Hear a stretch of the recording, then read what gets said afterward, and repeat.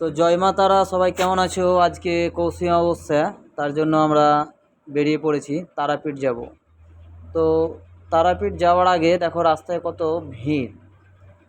তো গেটগুলো কত সুন্দর সাজিয়েছে লাইট দিয়ে, দেখতে পাচ্ছ।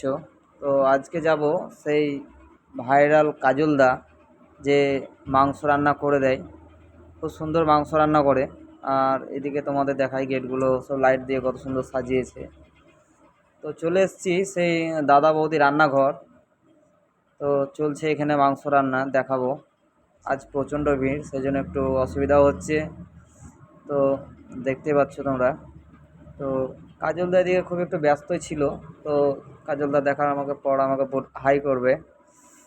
তো দেখতে পাচ্ছ, কাজলদাকে বললাম, কাজলদা ভালো আছেন? তো কাজলদা ব্যস্ততার মধ্যে বললো ভালো আছে। তো তোমরা যদি কেউ তারাপীঠ আসো, অবশ্যই কাজলদার হাতের মাংস রান্না খেও একবার।